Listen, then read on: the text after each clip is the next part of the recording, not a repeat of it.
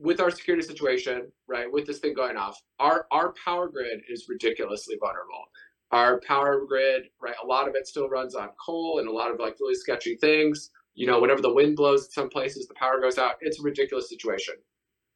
So what we need to do, and it's not just an environmental priority, it's a national security priority, is we need to aggressively move to modernize and decentralize our grid.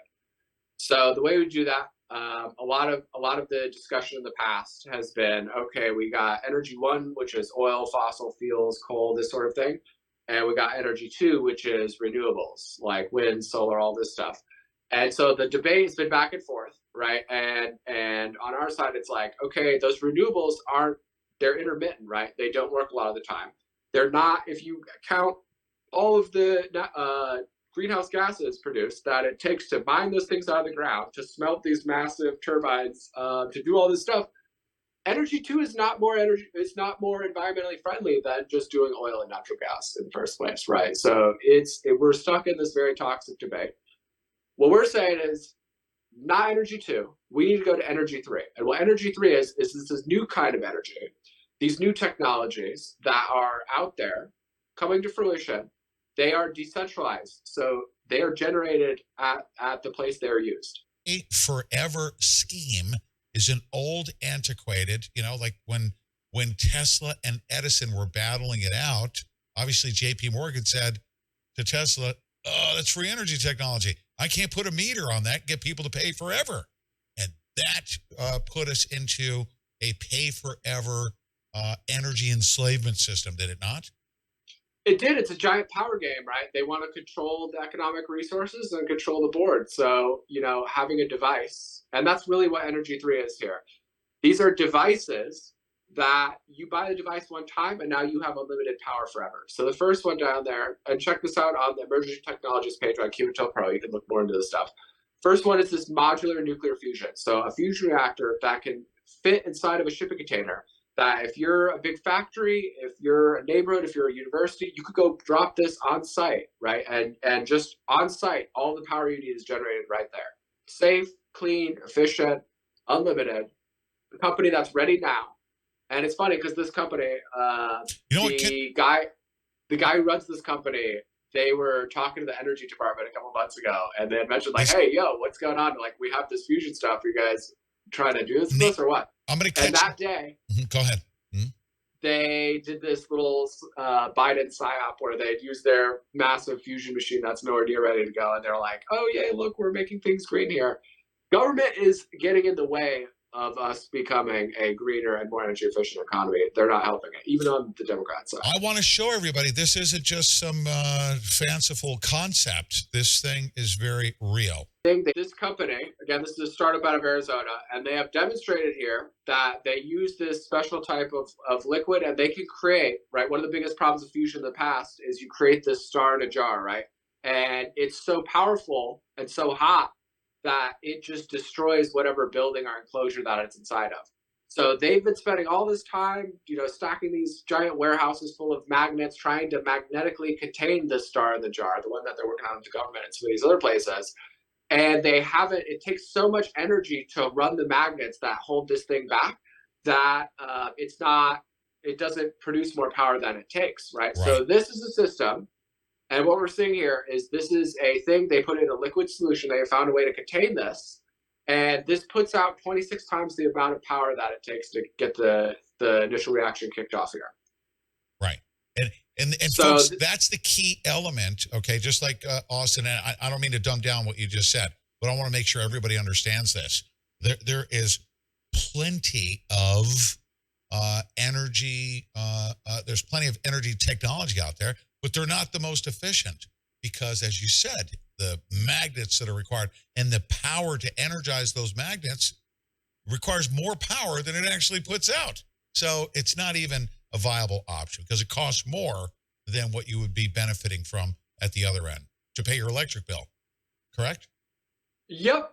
And so again, this is not some thing I read on some, conspiracy forum on the internet. This is I know the guy that runs this company and this is legit. And this is what we need to move towards, this and some of these other things I'm about to talk about here.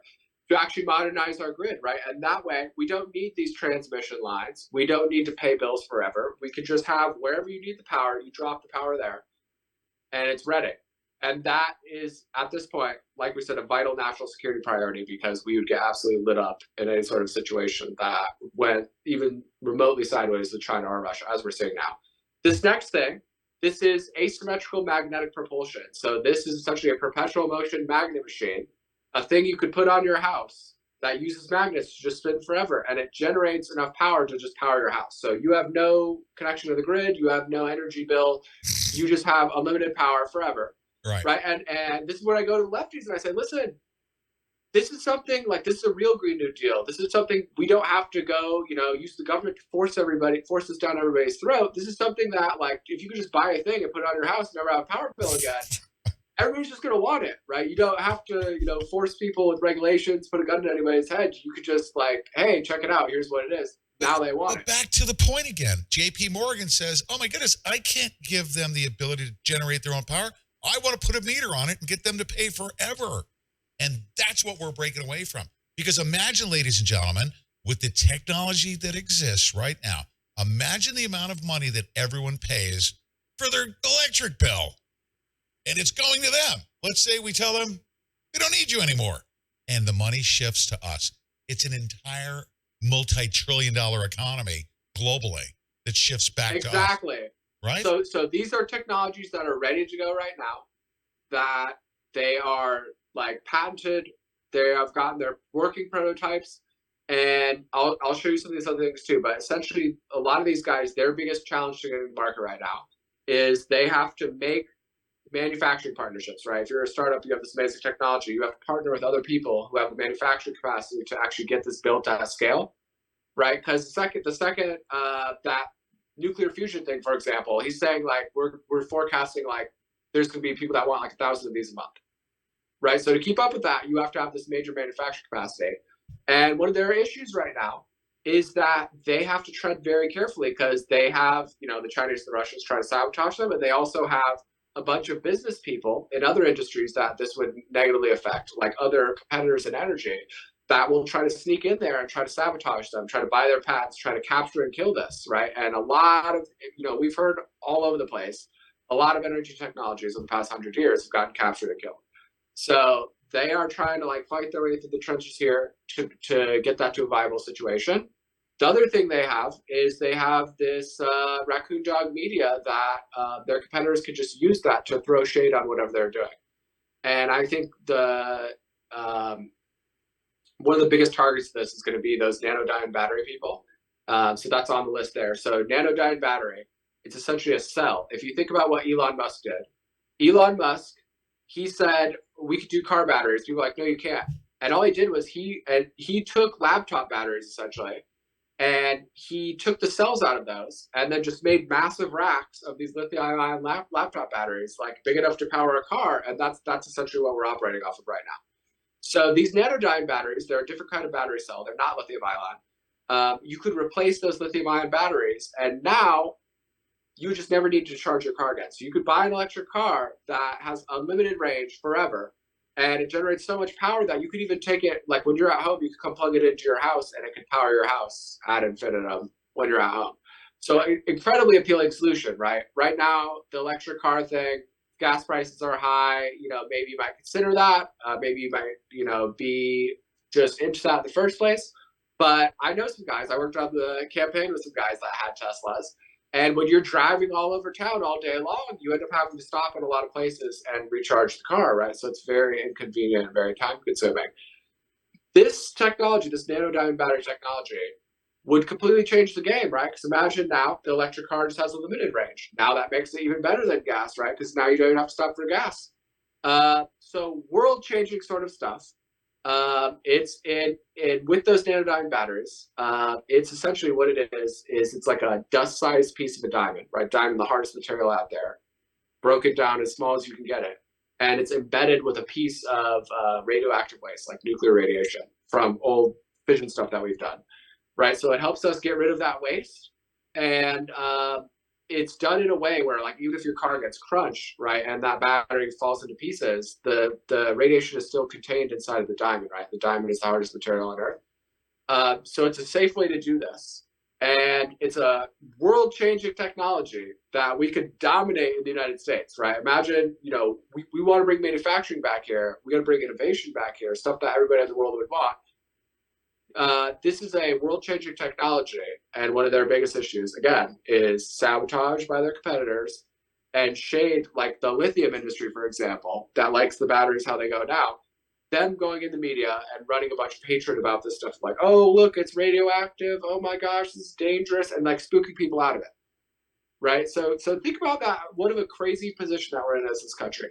That the biggest you could have the most groundbreaking, earth-shattering, like amazing technology ever, and your biggest problems are going to be the ruthless oligarchs, the horrible government trying to stop you, and the stupid raccoon dog media throwing shade on you, right? So we need to get these guys out of the equation and unlock this American ingenuity here, unlock our potential to have a really amazing future that we did.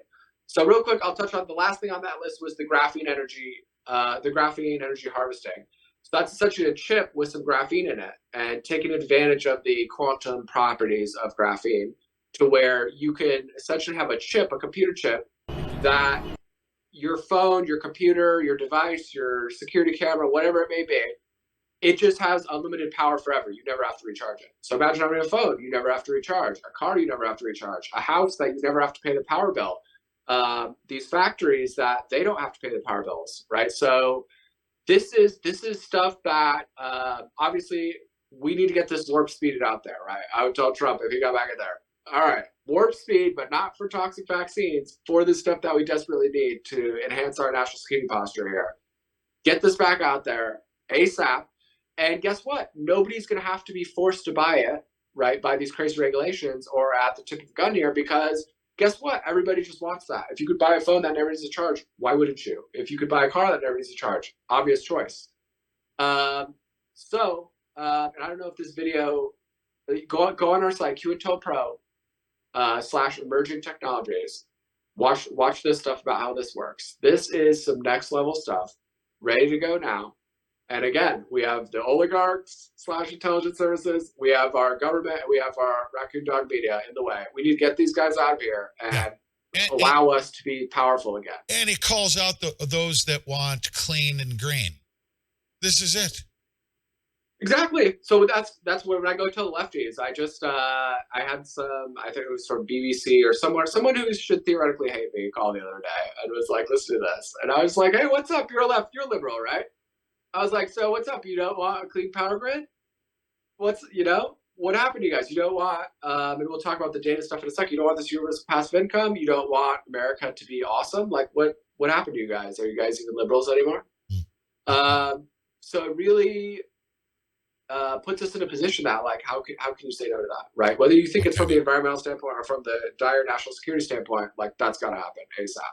Yeah. And that could happen ASAP. We just got to get rid of the obstacles. And it's not just these energy companies. This government and this system is destroying everyone. And we want to be powerful again, right?